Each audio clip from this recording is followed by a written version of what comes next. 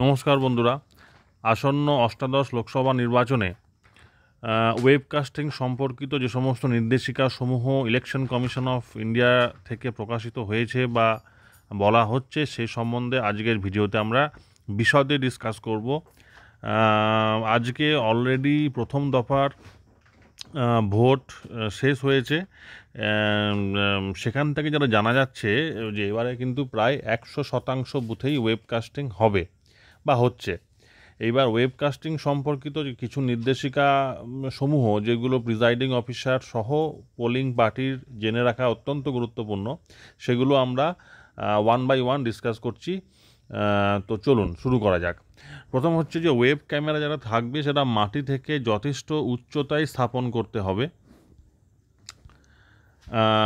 সেটা মোটামুটি আনুমানিক 7 থেকে 8 ফুট।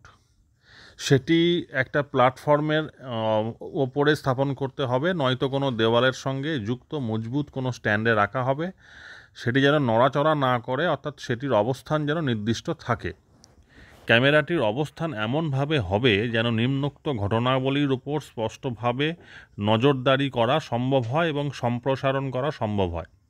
কী কী জিনিস সেগুলো ওয়েবকাস্টিং হবে না? 1 নম্বর হচ্ছে পোলিং অফিসার দ্বারা ভোটারের শনাক্তকরণ, যেটা ফার্স্ট পোলিং অফিসার করবেন।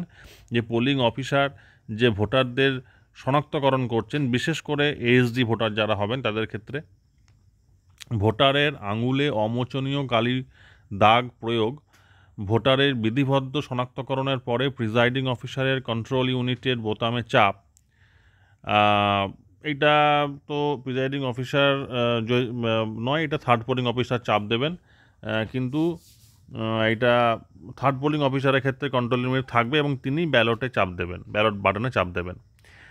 আর ভোটারের ভোটিং কম্পার্টমেন্টে প্রবেশ কিন্তু গোপনীয়তা রক্ষার্থে ব্যালট ইউনিটের ওপরটা যেন দেখা না যায়। এটা কিন্তু অত্যন্ত গুরুত্বপূর্ণ একটা পয়েন্ট।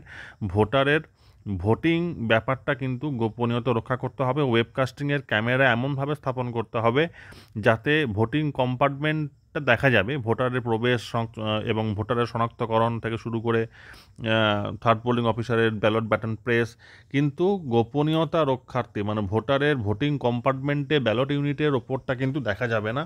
অর্থাৎ ভোটারের গোপনীয়তা মানে ভোটিং ব্যাপারটার গোপনীয়তা রক্ষার্থে ব্যালট ইউনিটের ওপরটা যেন দেখা না যায়। এটা কিন্তু P-1 ডেতে গিয়েই প্রিজাইডিং অফিসার সহ পোলিং পার্টিকে নিশ্চিত করতে হবে যে ওয়েবকাস্টিংয়ের ক্যামেরাটা এমনভাবে সেট করা আছে যাতে মানে ভোটিং কম্পার্টমেন্টের ভিতরে ব্যালট ইউনিট রাখলে তার ওপরে ভোটারের ভোট দেওয়াটা যেন দেখা না যায়।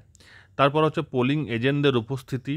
তারপরে ভোটের শেষে লাইনে দাঁড়ানো ভোটারদের স্লিপ বিলি, মানে যেটাকে আমরা কিউ স্লিপ বলে থাকি, সেই কিউ স্লিপ যে বিলি সেইগুলো। ভোট শেষে ইভিএম ভিভিপ্যাট সিলিং এবং এজেন্টদের 17C এর অনুলিপি বিলি। রিটার্নিং অফিসারকে সেক্টর অফিসার এই মর্মে শংসাপত্র দেবেন যে উপরিউক্ত সমস্ত শর্তগুলি অনুসারে ওয়েবকাস্টিং করা হয়েছে এবং সেইভাবে জেলা নির্বাচন আধিকারিক রাজ্যের মুখ্য নির্বাচন আধিকারিককে জানাবেন এবং এই রিপোর্টটি কিন্তু কমিশনে পাঠানো হবে। আর রিটার্নিং অফিসার 30 ইঞ্চি বাই 18 ইঞ্চি মানে 30 বাই 18 ইঞ্চি মাপের একটা সাইনেজ তৈরি করবেন, যেটিতে ফ্লুরোসেন্ট ইয়েলো ব্যাকগ্রাউন্ডে ওপর কালো রঙের লেখা থাকবে you are under web camera or CCTV surveillance. এই সাইনেজটি কিন্তু ভোট গ্রহণ কেন্দ্রের ভেতরে এবং বাইরের একাধিক জায়গায় আটকানো থাকবে। আর ওয়েবকাস্টিংয়ের ব্যবস্থাপনায় যেন কোনো বিজ্ঞাপন প্রদর্শিত না হয় সেটি সুনিশ্চিত করতে হবে। তো ওয়েবকাস্টিং সম্পর্কিত এই পয়েন্টগুলোই বলার ছিল, যেগুলো প্রিজাইডিং অফিসার সহ পোলিং অফিসারদের প্রত্যেককে মাথায় রাখতে হবে। এবং এটা আপনারা যেদিন ডিসি থেকে মালপত্র নিয়ে P-1 ডেতে আপনার রেসপেক্টিভ বুথে পৌঁছবেন, পৌঁছে গিয়েই কিন্তু ওয়েবকাস্টিংয়ের ব্যাপারটা দেখে নেবেন যে ওয়েবকাস্টিংটা ক্যামেরাটা এমনভাবে লাগানো আছে যাতে সেটা মাটি থেকে 7 থেকে 8 ফুট অন্তত ওপরে হয় এবং সেটি এমন জায়গায় থাকবে যাতে করে ভোটিং কম্পার্টমেন্টের ভিতরে রাখা ব্যালট ইউনিটের ওপরটা যেন দেখতে পাবে না বা সেটা যেন দেখা না যায়। এছাড়াও যে পয়েন্টসগুলো বললাম সেইগুলোর ওয়েবকাস্টিং হবে। তো এই ছিল আজকের ভিডিওর বক্তব্য। আশা করি ভিডিওটা ভালো লেগেছে। ভালো লাগলে ভিডিওটিকে লাইক, কমেন্ট, শেয়ার করতে ভুলবেন না আর চ্যানেলটিকে সাবস্ক্রাইব করে দেবেন। ভালো থাকবেন, ধন্যবাদ।